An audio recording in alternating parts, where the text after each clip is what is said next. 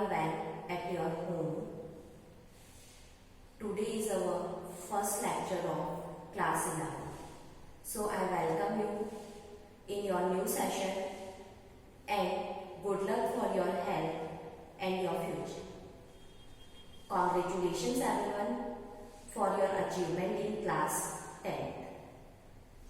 Now आज हमारी first class है, इसलिए हम बेसिक इंट्रोडक्शन पढ़ेंगे केमिस्ट्री का।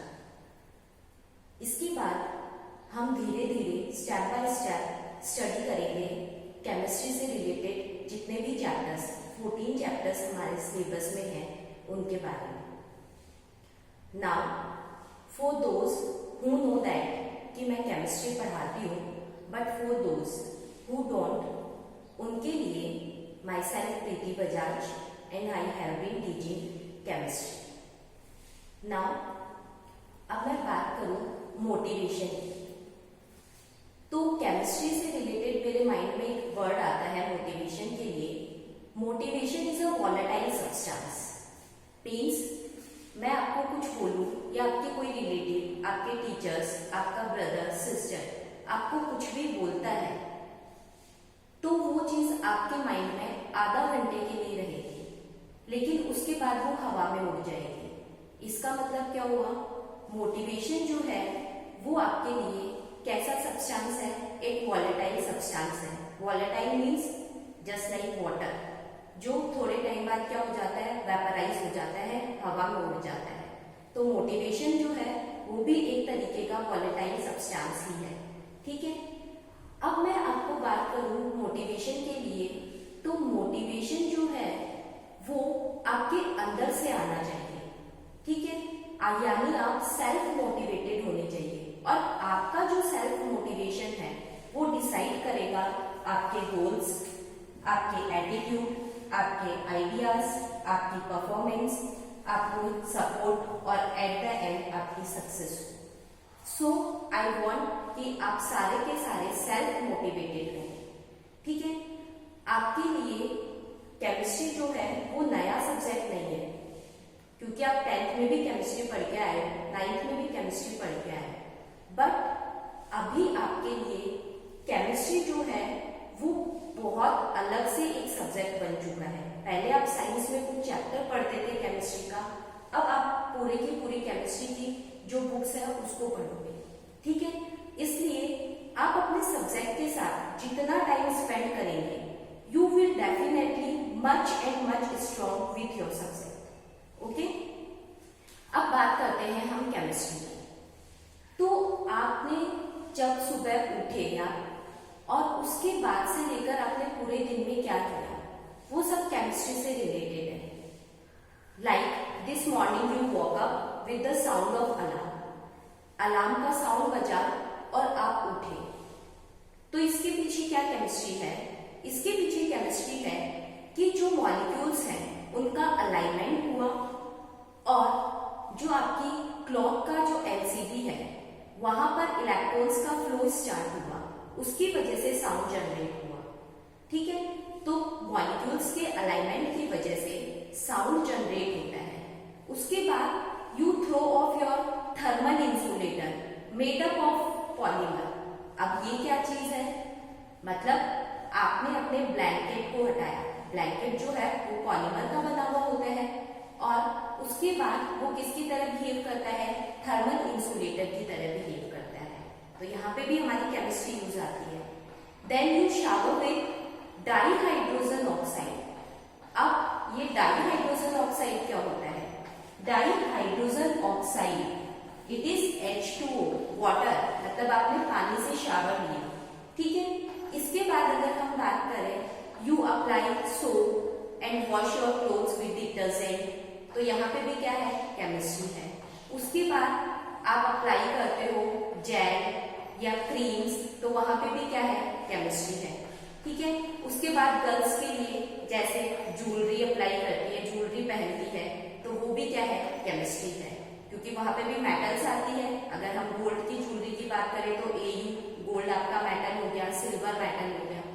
उसके बाद आप ब्रेकफास्ट करते हो जिसके अंदर आप कार्बोहाइड्रेट्स, प्रोटीन्स, फैट्स ये सब देते हैं, ठीक है।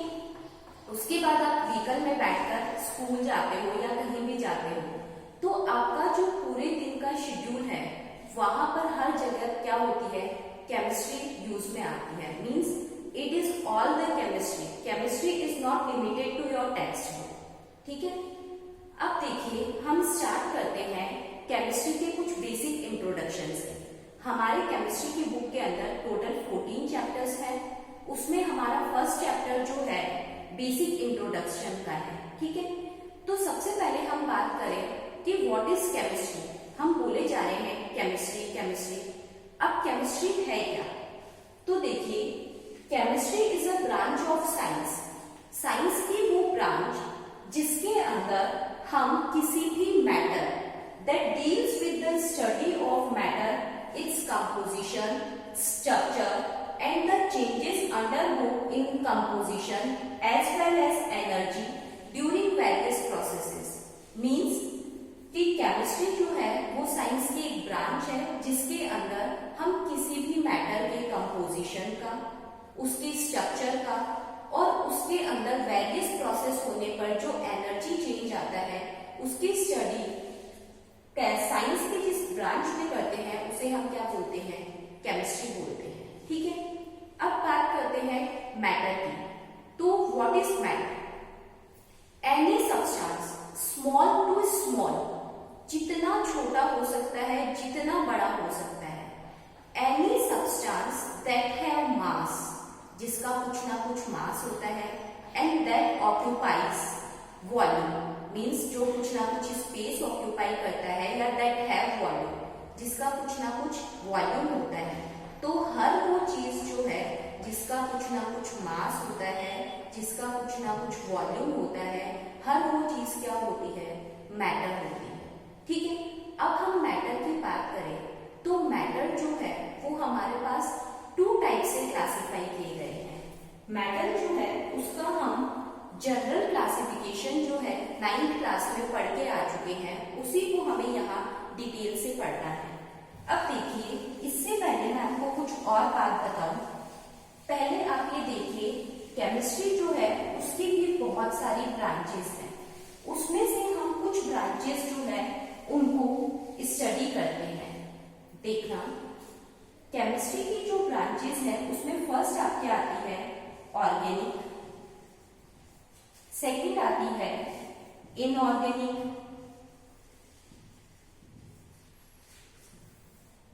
थर्ड आती है फिजिकल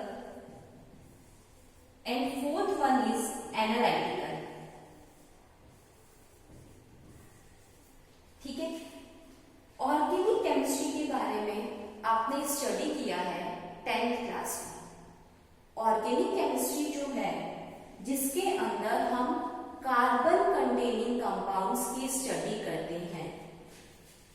आप 10th क्लास में कार्बन कंटेनिंग कंपाउंड्स पढ़ के आ चुके हैं, ठीक है। तो कार्बन कंटेनिंग कंपाउंड्स की स्टडी हम केमिस्ट्री की जिस ब्रांच में करते हैं उसे हम क्या बोलते हैं, ऑर्गेनिक केमिस्ट्री बोलते हैं।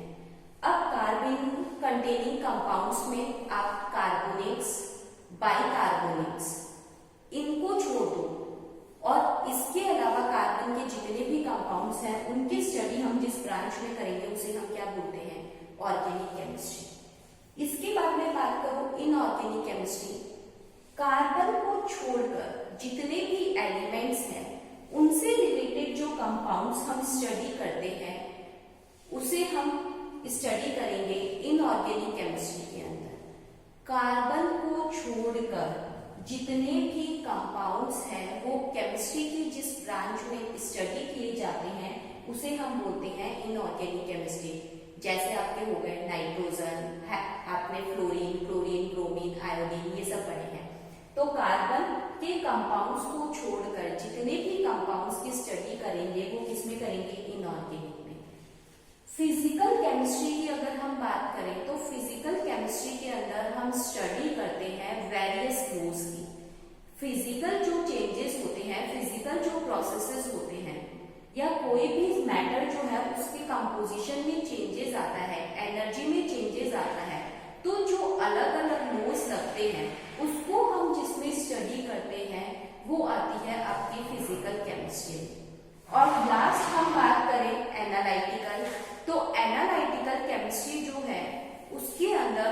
स्टडी करते हैं क्वालिटेटिव एंड क्वांटिटेटिव चीजों के बारे में। मीन्स कोई भी मैटर है उसकी क्वालिटी कैसी है, रेड है, ग्रीन है, ब्लू है, ऑरेंज है, ठीक है, उसकी स्टडी हम जिसमें करेंगे वो एनालिटिकल केमिस्ट्री होगी।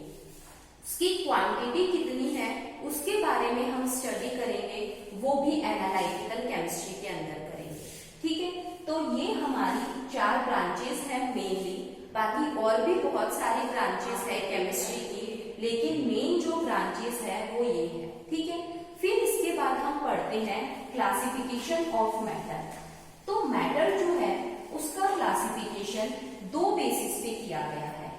सबसे फर्स्ट मैटर जो है वो क्या होता है, ये मैंने आपको बताया, any substance that have mass and occupies space means have volume is known as matter. कुछ भी हो सकता है, even small to small piece of a paper, okay.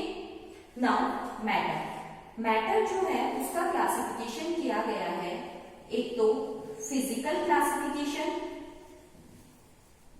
And second chemical classification. हमें दोनों टाइप के क्लासिफिकेशन को पढ़ना है, इवन आप पढ़ के आ चुके हैं, ठीक है। अब फिजिकल क्लासिफिकेशन की बात करूं तो आपके आते हैं solid, liquid and gas, okay. आपको पता है what is solid, what is liquid and what is gas. Solid की अगर हम बात करें तो पार्टिकल्स जो होते हैं वो क्लोजली पैक्ड होते हैं। Packing of particles are close means इनके बीच में अट्रैक्शन फोर्स क्या होता है, बहुत ज्यादा हाई होता है, ठीक है। फिर मैं लिक्विड की बात करूं तो लिक्विड में पार्टिकल्स जो होते हैं वो कुछ डिस्टेंस पे होते हैं, इतने क्लोजली पैक नहीं होते हैं, मींस इनके बीच में फोर्स ऑफ अट्रैक्शन थोड़ा कम होता है। और गैसेस की बात करूं तो गैसेस के पार्टिकल्स में तो negligible force of attraction present होता है, बिकॉज इनके पार्टिकल्स तो बहुत दूर दूर होते हैं, ठीक है। तो बेसिकली हम सॉलिड, लिक्विड और गैस के बारे में तो जानते हैं, इसके अलावा हमने कुछ और फिजिकल स्टेट्स भी पढ़ी हैं। अगर आपको पता है तो ये जो सॉलिड, लिक्विड, गैस है, इनके अलावा हमारे पास आती है कुछ अलग स्टेट, जैसे प्लाज्मा, फेर्मी आयनिक कंडेंसेट, बोस-आइंस्टीन कंडेंसेट। ये भी क्या होती है, मैटर की फिजिकल स्टेट होती है, ठीक है। ये सारी की सारी फिजिकल स्टेट जो है वो बताई गई है, जो मैंने आपको बताई, प्लाज्मा, फेर्मी आयनिक कंडेंसेट, बोस-आइंस्टीन कंडेंसेट, ये सारी की सारी जो है वो हमारे क्वांटम मैकेनिक्स का पार्ट है, ठीक है। सिर्फ आपको बेसिक नॉलेज के लिए बताया गया है कि इनके अलावा भी हमारे पास मैटर की अलग स्टेट्स होती है।